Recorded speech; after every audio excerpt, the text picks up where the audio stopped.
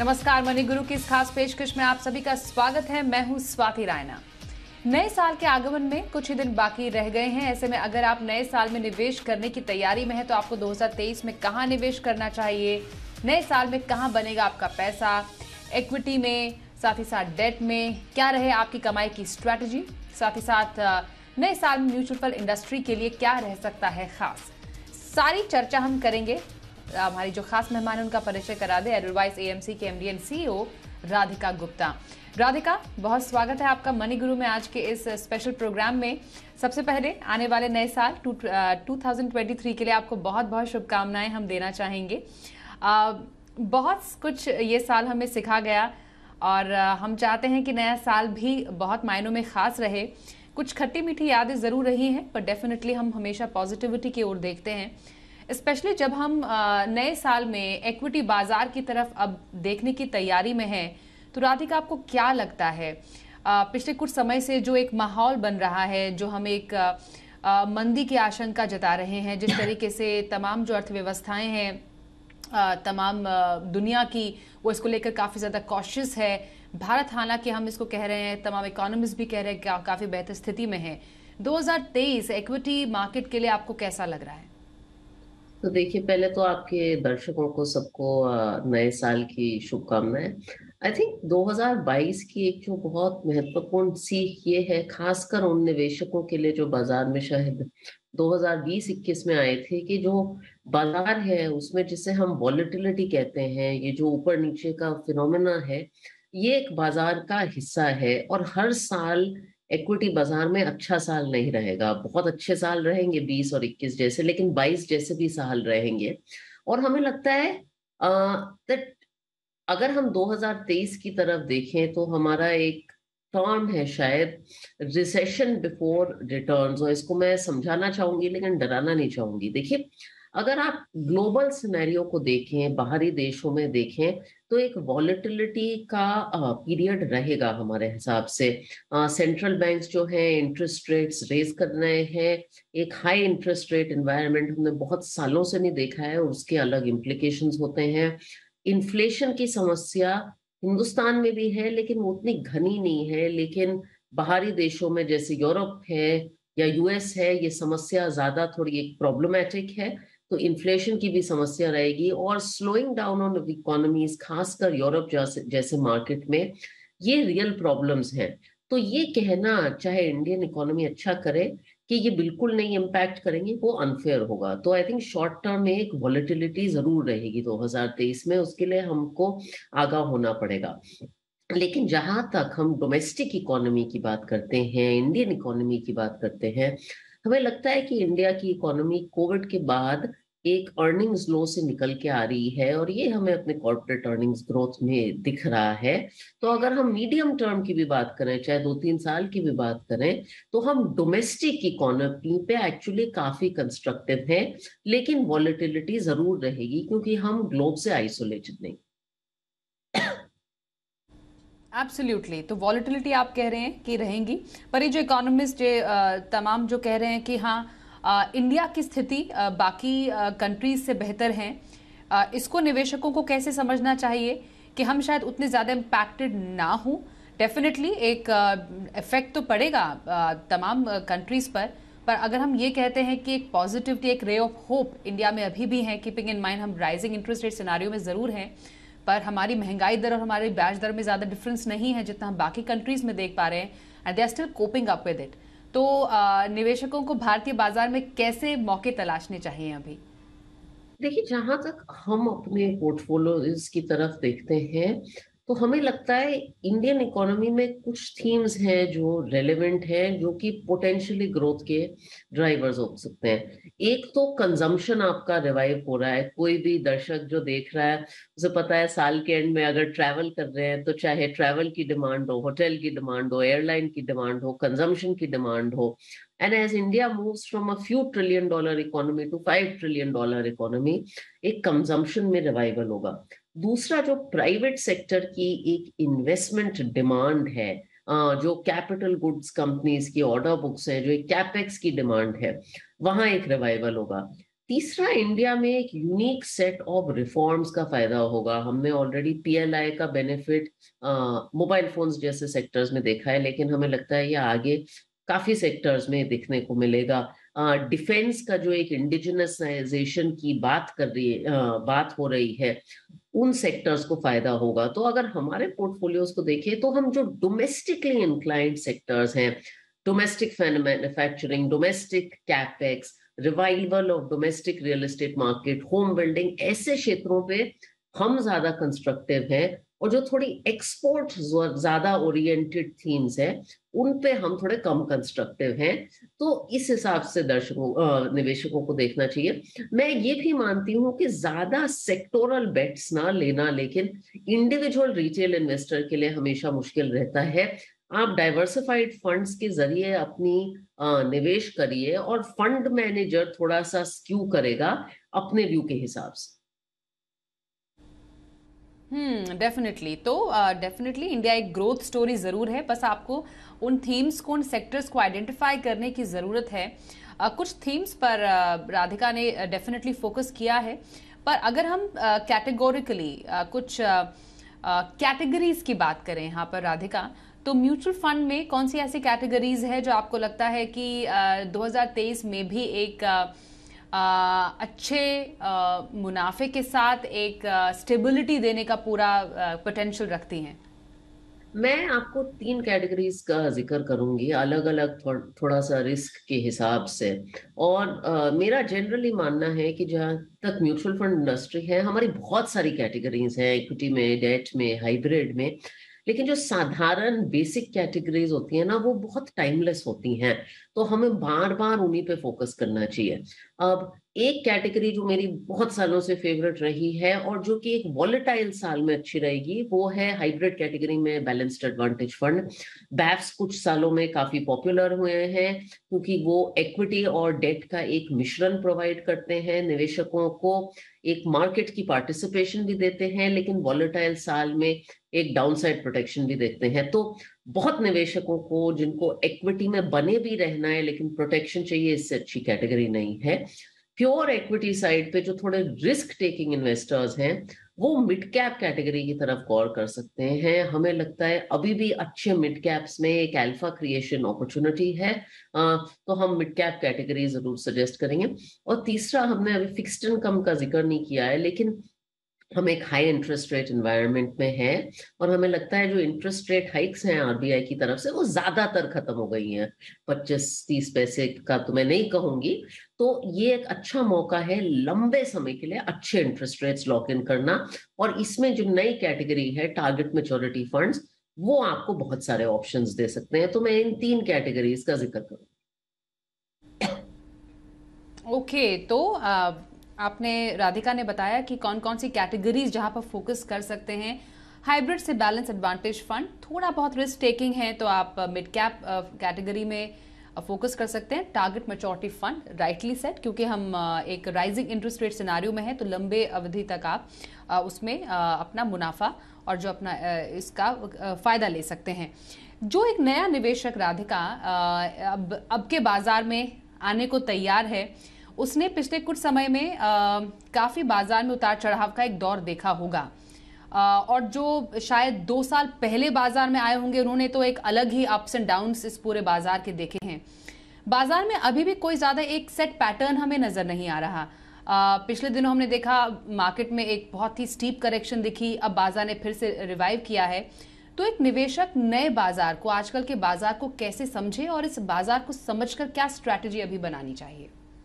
देखिए, मेरे हिसाब से स्ट्रैटेजी नए निवेशकों के लिए एक्चुअली बहुत साधारण होनी चाहिए, क्योंकि बाजार के उतार चढ़ाव को इवन इस्टेब्लिश निवेशक, पुराने निवेशकों को प्रिडिक्ट करना बहुत मुश्किल होता है। हम बड़े बड़े फंड मैनेजर से बात करते हैं, मिलते हैं, 17-18 साल के एक्सपीरियंस ने मुझे ये सिखाया है कि मार्केट को प्रिडिक्ट करना बहुत मुश्किल है, और निवेशक अक्सर बहुत टाइम लगाते हैं, अभी मार्केट में एंट्री करूं, अभी नहीं करूं, अभी नहीं करूं, ये बहुत मुश्किल होता है। तो मैं खुद क्या करती हूँ कि ये जो डिसीजन मेकिंग है, इसको थोड़ा प्रोसेस ओरिएंटेड करती हूँ और ऑटोमेट करती हूँ, और 2-3 बहुत अच्छे टूल्स बनाए गए हैं। SIP/STP का जो एक सिस्टमैटिक तरीके से निवेश करने का जरिया है, ये बहुत अच्छा है। मैं हाल ही में आपको एक छोटा सा किस्सा बताऊंगी। अभी हमारा एडवाइस मिड कैप फंड 15 साल कंप्लीट कर रहा है, तो मुझे एक निवेशक ने स्टेटमेंट भेजा। अब उसने निवेश करा था 2007 दिसंबर में, जो कि आप रिकॉल करेंगे उस टाइम का मार्केट का टॉप था। लेकिन वो एसआईपी करता गया 15 साल में उसका कंपाउंडेड रिटर्न 18% है। इस निवेशक ने कुछ नहीं किया, डिसीजन को ऑटोमेट किया, अच्छे फंड में निवेश किया और मार्केट के उतार चढ़ाव को उसके यूनिट्स बढ़ते गए जब मार्केट गिरता गया। ये एक बहुत साधारण स्ट्रेटेजी है बाजार में टिके रहने की और पैसे बनाने की। ऐसे ही मैं खुद बैलेंस्ड एडवांटेज फंड में एसआईपी करती हूँ। मेरा 7-8 साल का रिटर्न कुछ 14-15% होगा। तो ऐसी एसआईपी के जरिए आप बहुत कुछ अकॉम्प्लिश कर सकते हैं बहुत साधारण तरीके से इस बाजार में। तो बेसिकली रूल बहुत सिंपल है, ज्यादा आपको बड़ी बड़ी चीजें करने की जरूरत नहीं है। एज सिंपल एज आप अमाउंट से, किसी अमाउंट सेट अमाउंट से एसआईपी की शुरुआत करें। और हाँ, जैसा कहते हैं कि किसी भी बाजार के माहौल से घबराने की जरूरत नहीं है। पर ये तो टू डू लिस्ट की हमने बात कही कि राधिका, पर व्हाट टू अवॉइड, मतलब ऐसे बाजार में, ऐसे माहौल में निवेशकों को किन गलतियों से बचना चाहिए? आई थिंक गलती की लिस्ट तो लंबी हो सकती है, लेकिन आज के दौरान में शायद सबसे कॉमन गलती मुझे लगता है, इसे कहते हैं फोमो। फोमो तो एक ऐसी चीज है, एक शब्द है, बहुत मिलेनियल शब्द है, हम सब ने इसका जिक्र सुना होगा। कि इसलिए इन्वेस्ट करना ना कि क्योंकि ये मेरी जरूरत है या ये मुझे समझ आता है या ये मेरे लिए अच्छा है, लेकिन क्योंकि कोई और कर रहा है या मैंने सुना है या मैं नहीं करूंगा तो कुछ मिस करूंगा या मिस करूंगी। आई थिंक ये शायद सबसे बड़ी गलती है। मैं निवेशकों को कहती हूँ कि उन्हीं चीजों में इन्वेस्ट करिए जो आपके लिए सही है। और अगर आपको ना समझ आए कुछ भी चीज तो मत करिए। कोई निवेश की अपॉर्चुनिटी भागी नहीं जा रही, और कोई अपॉर्चुनिटी ऐसी है जो वर्थ नहीं है अगर आपको ना समझ आए। तो आई थिंक अगर मैं एक गलती का जिक्र करूंगी तो ये करूंगी। और दूसरा जो कि मैं बार बार दोहरा रही हूँ कि साधारण चीजों में निवेश करिए। हम आमतौर से देखते हैं जब निवेशक थोड़ा सा पैसे कमा लेता है, रिटर्न अच्छा हो जाता है, तो वो एक्सपेरिमेंटल बहुत हो जाता है कि अच्छा ये बोरिंग चीजें नहीं करेंगे, बैलेंस्ड एडवांटेज फंड है बहुत बोरिंग है, एसआईपी बहुत बोरिंग चीज है। हमने देखा है बाजार में ना, बोरिंग चीजें करने से भी आप बहुत पैसे बना सकते हैं कंसिस्टेंटली और बिना मुश्किल के। तो ये दो सलाह मैं जरूर दूंगी। ओके। और 2023 specially Radhika, mutual fund industry के लिए काफ़ी अच्छा रहा है। हमने जो एसआईपी के आंकड़े देखे, नंबर ऑफ डीमैट अकाउंट्स देखे, वो काफ़ी ज़्यादा हेल्दी नंबर्स रहे हैं। अ, ये ट्रेंड हम आगे भी नए साल में, बेसिकली 2022 की मैंने बात की, 2023 में आप ये ट्रेंड आगे कैसे बढ़ता हुआ देख रही हैं? जो एक निवेश पैटर्न है लोगों का, वो कुछ इस तरीके से आगे बढ़ेगा?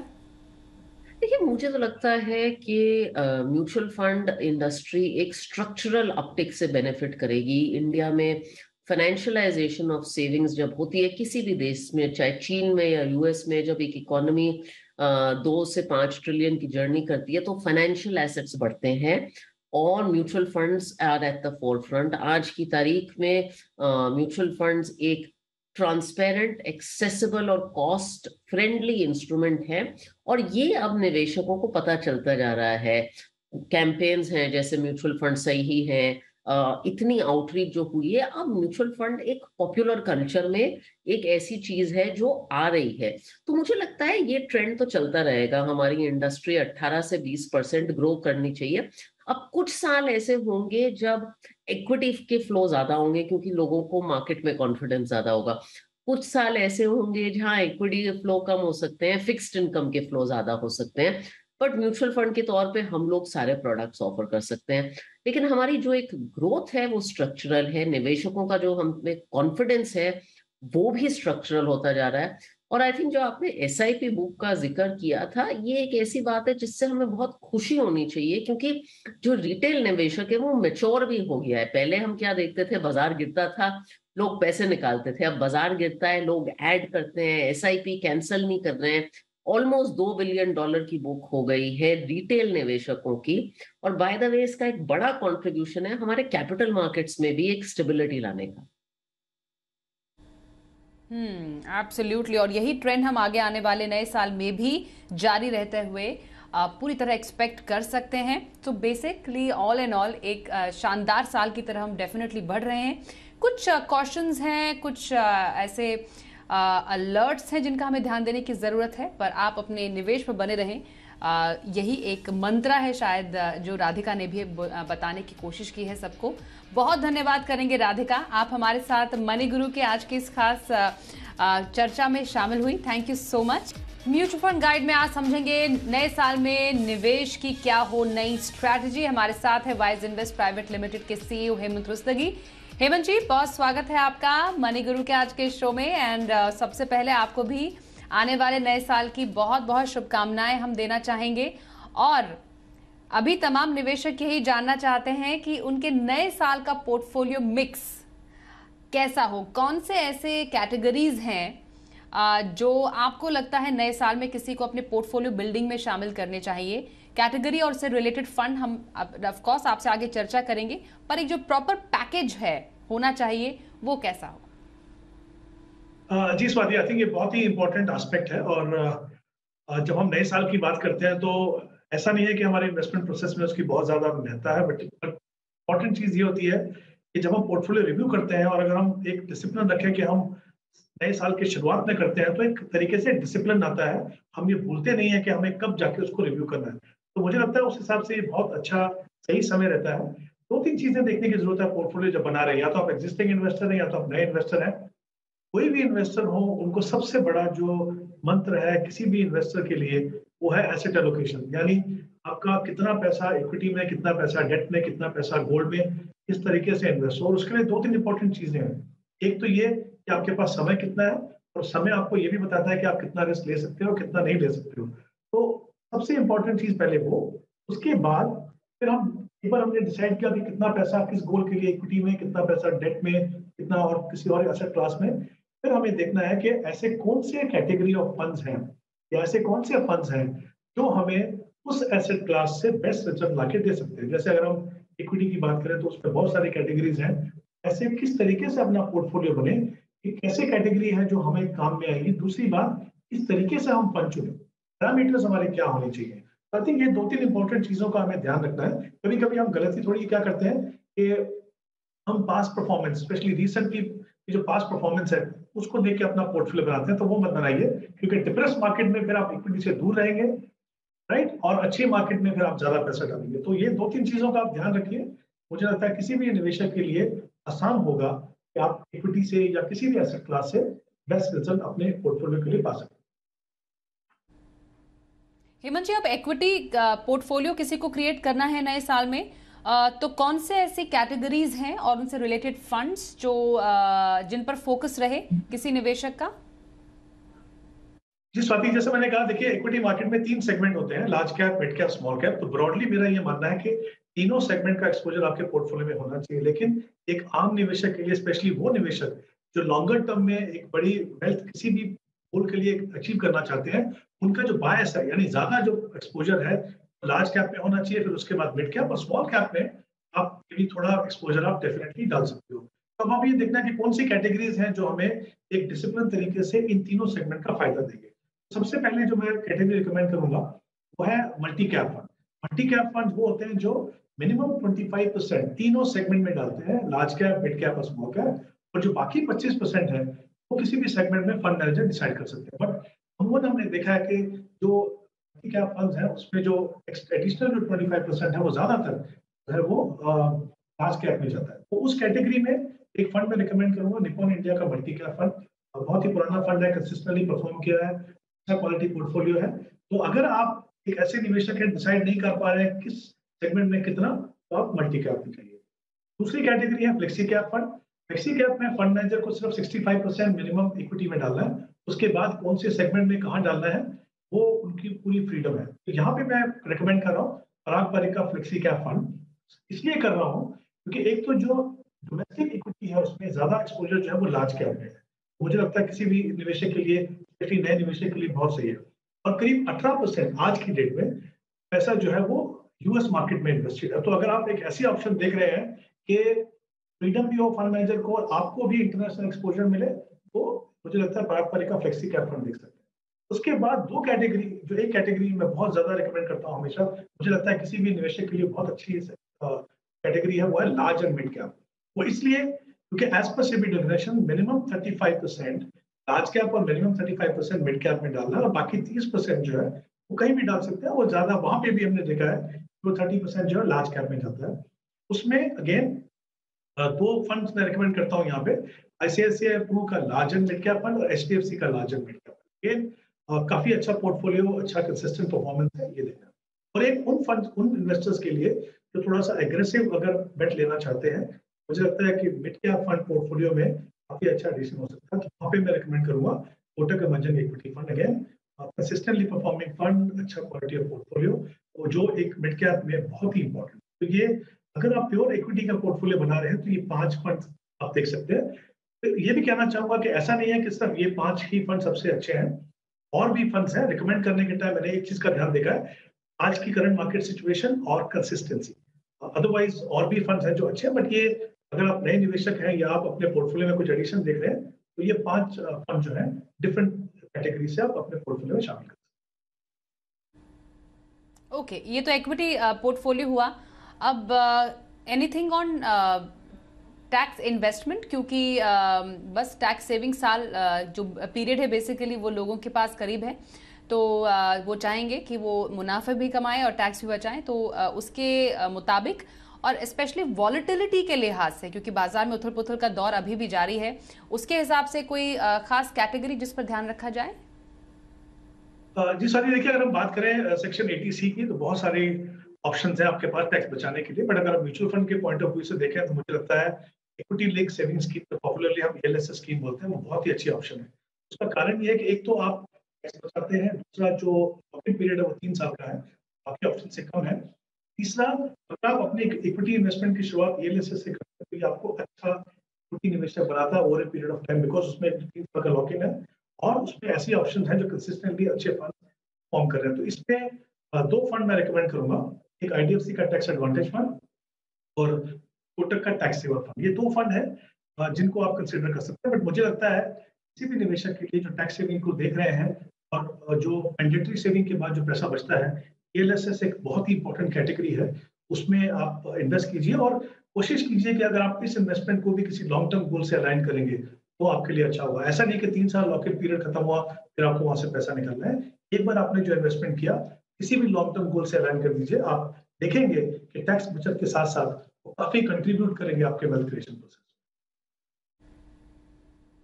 ओके, ये तो हमने टैक्स सेवर फंड की बात की। और डेट साइड में कोई खास पसंद आपकी हेमंत जी कि नए साल के पोर्टफोलियो में शामिल किए जा सके? बिल्कुल, मुझे लगता है एक क्विकली एक चीज और बोलना चाहूंगा यहाँ पे कि जो इन्वेस्टर ऐसे हैं जो पूरा पैसा इक्विटी में नहीं लगा सकते किसी भी कारण से, या तो उनके पास समय नहीं है या तो फिर उनका रिस्क प्रोफाइल नहीं बोलता है, तो वहाँ पे बैलेंस एडवांटेज फंड बहुत ही इंपॉर्टेंट कैटेगरी है। उसको आप देखिए, उसमें 2 फंड्स हैं जिनको आप कंसिडर कर सकते हैं। उसमें कोटक बैलेंस एडवांटेज है और निप्पॉन का बैलेंस एडवांटेज है।